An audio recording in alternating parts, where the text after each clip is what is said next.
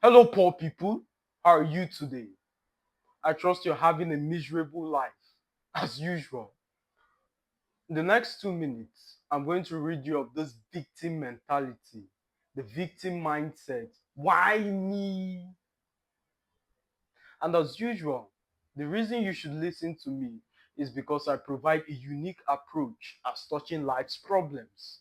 What we are about to hear has never been said, especially in this fashion. The anecdotes, the quotes, the examples, especially the objective, is unprecedented. I'm about to link a new philosophy, a thought pattern seemingly unrelated to provide solution to your life.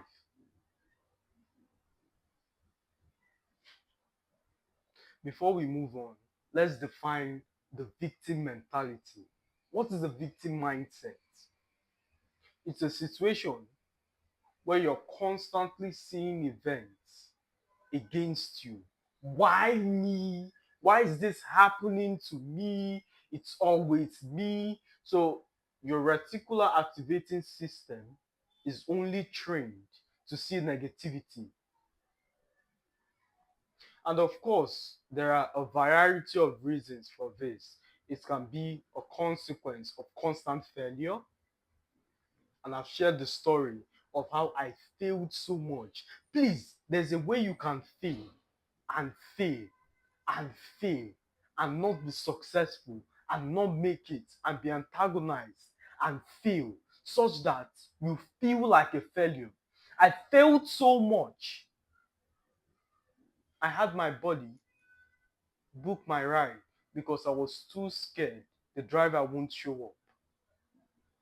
It might sound ridiculous to you, but please, I'm not playing. Trust that I'm a very serious individual and I will not take my platform, especially as big as it is, to spew bullshit. If you think this is funny, just thank God for your current level of experience and pray you never engage in that kind of failure. But it is true, failure can sprout the victim mentality. But that's not what I want to discuss today. The point of emphasis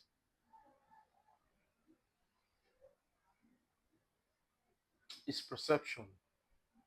Perception. Perception is one of the chiefest sponsor of the victim mentality. Now let's analyze as professionals. An entrepreneur on his way to a meeting about to pitch investors his big idea and his car breaks down. He gets out, opens the trunk, puts water or does what needs to be done, kickstart the car and fires. Never for once does he consider, why me? In fact, the man is so used to suffering that it doesn't register in his mind that on this perfect day, his car breaks down. He's so focused that if the repair doesn't meet the appointed time, you know what he does? He gets up, rides a bike, take the taxi, run if that's the requirement. He runs there just to pitch his big idea. Now let's flip the script to the average individual on his way to work. The same experience. He gets out, kicks the tire. Why me? He's having a mental breakdown.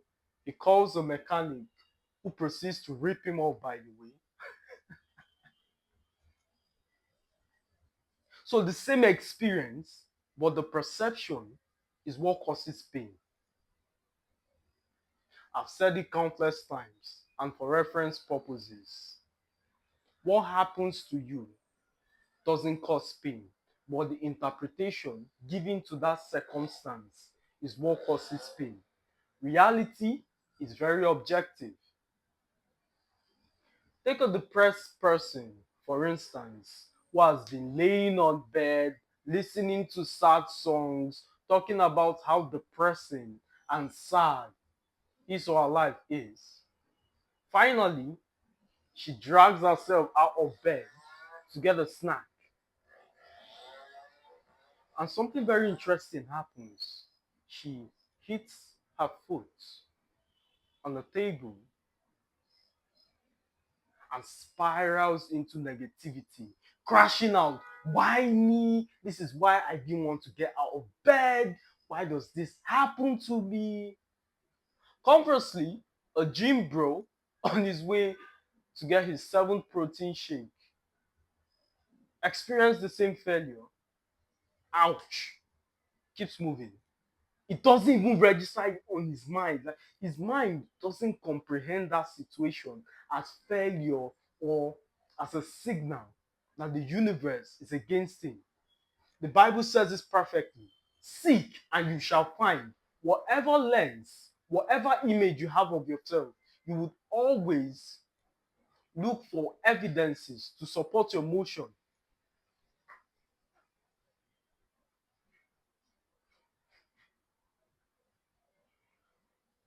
Reality is very objective. It is limited to the perception of those situations. I've shared this story before. It's almost like a classic. So let's recount. I shared the story of how I fasted the usual 6 to 12 for the sake of zeal and passion. Who the fuck is making such noise?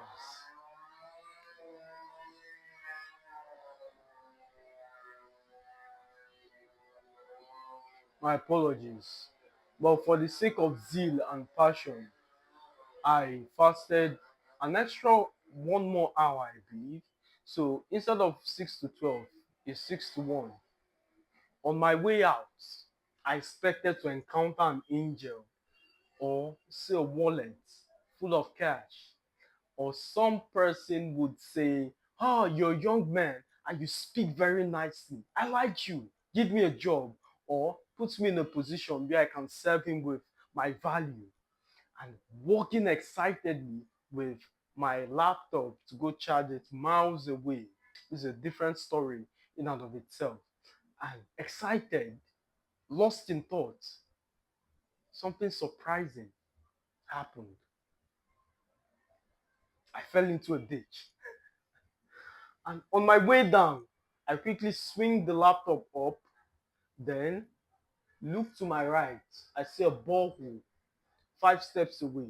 I jump up, dust myself, go clean up, and I fired on. It didn't register in my mind that this was somehow evil, and why did I fast, and all this is happening to me, or the devil has a hand as touching my life and situation. It is impossible. The Bible makes it clear that once you have set your heart to build a tower, God has to come down, and he said nothing will be restrained from them, which they have already done. The only way the devil can stop you from creating that tower is through confusion, convincing you you're not enough, or you have to do something external, or something has to happen before you become successful. My friend, every single thing is limited to the mind. Once you convince yourself you're a success, once you convince yourself it's possible, once you convince yourself this can actually happen for you, guess what happens? Exactly. For the sake of time, we'll end it here. And as always, my friends, it's a pleasure speaking to you. I'll see you in the next one.